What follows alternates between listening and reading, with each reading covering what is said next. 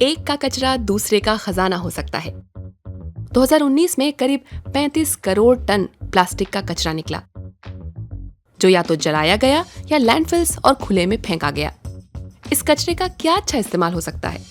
कुछ लोग कर रहे हैं, डिजाइनर कुर्सियों से लेकर मोबाइल टॉयलेट तक बनाकर। कैसा हो अगर एक तीर से दो निशाने लगाए जाएं, प्लास्टिक के घर बनाए जाएं। अमेरिकी कंपनी अजूरे 3D प्रिंटिंग से प्लास्टिक को रिसाइकिल कर छोटे छोटे घर बना रही है। इस टाइनी होम का करीब 60% प्लास्टिक बोतलों और खाने की पैकेजिंग से आता है। एक बार घर की डिजाइन तैयार हो जाए तो उसे प्रिंट करने में केवल 24 घंटे लगते हैं। अजूरे का दावा है कि उसकी तकनीक से इमारतें बनाना पारंपरिक तरीकों के मुकाबले 70% तेज और कम से कम 30% सस्ता पड़ता है। निर्माण उद्योग में सबसे ज्यादा कच्चे माल की खपत होती है। दुनिया के कुल CO2 उत्सर्जन का 1/3 भी इसी सेक्टर से आता है और नाम मात्र की रिसाइकलिंग हो पाती है। इस सेक्टर को इको फ्रेंडली बनाने के लिए निर्माण में ही कच्चे माल की बजाय रिसाइकल्ड माल लगाना एक रास्ता है। 3D प्रिंटिंग का ऑफिशियल नाम एडिटिव मैन्युफैक्चरिंग है, यानी इसमें कुछ निकालने की बजाय एक एक करके परतें बिछाई जाती हैं। इस दौरान भी कुछ कचरा निकलता है, जैसे अगर प्रिंटिंग में कोई गड़बड़ हो जाए या कुछ और, लेकिन उसे फिर इस्तेमाल में लाकर जो ज़रूरत हो वो बनाया जा सकता है। और ये तो सोचिए, साइट पर घर बनाने का काम चल रहा है लेकिन कच्चे माल का ढेर नहीं लगा है। जब जो हिस्सा बनाना हो वहीं कंस्ट्रक्शन साइट पर बनाया जाता है। घर में रहने वाले के लिए फिट होने वाली चीजें कैसे बनाई जा सकती हैं?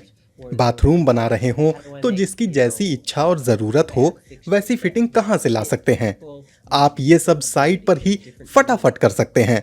3D प्रिंटिंग इस मामले में जबरदस्त है।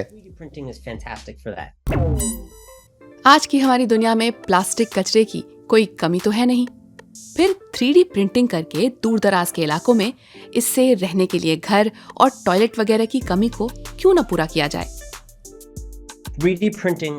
3D प्रिंटिंग से घर बनाने का आइडिया सबसे अच्छा उन जगहों पर काम करेगा जहां पारंपरिक तरीकों से निर्माण करना मुश्किल है, चाहे वजह ये हो कि उस इलाके में निर्माण का काम करने वाले लोगों की कमी हो या कच्चे माल की या कोई भी और वजह हो। तो क्या 3D प्रिंटिंग से प्लास्टिक संकट खत्म हो जाएगा?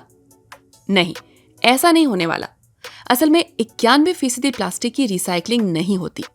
अरबों टन प्लास्टिक अभी लैंडफिल से लेकर हवा और समुद्रों तक में पहुंचता है। जब आप प्लास्टिक को रिसाइकिल करते हैं तो उसके कुछ गुण तो नष्ट होते हैं। जब आप पहले प्लास्टिक बनाते हैं फिर उसे रिसाइकिल करते हैं तो असल में आप उसे फिर से पिघलाते हैं, जिससे उसका आकार बदल जाता है। हर बार जब आप इसे रिसाइकिल करते हैं ये पहले से कम काम का रह जाता है। जाहिर है कि कम प्लास्टिक का कचरा पैदा करने और कम से कम नया प्लास्टिक बनाने के आइडियाज ढूंढने होंगे। धरती की सेहत के लिए सर्कुलर इकोनॉमी बनाने पर ध्यान लगाना होगा, यानी पहले तो कचरा कम से कम बने और जो निकले भी उसे रिसाइकिल कर नई चीजें बना ली जाएं। इस पूरे सीन में 3D प्रिंटिंग का कितना रोल है?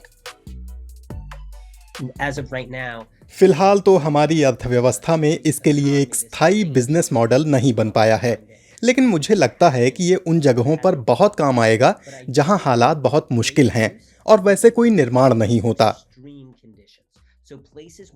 लेकिन अगर रोजमर्रा की बात करें तो शायद कम ही इस्तेमाल हो। आपको क्या लगता है, तकनीक मिल जाए तो क्या आप रिसाइकिल प्लास्टिक से घर बनवाना या उसमें रहना चाहेंगे? कमेंट करके बताइए।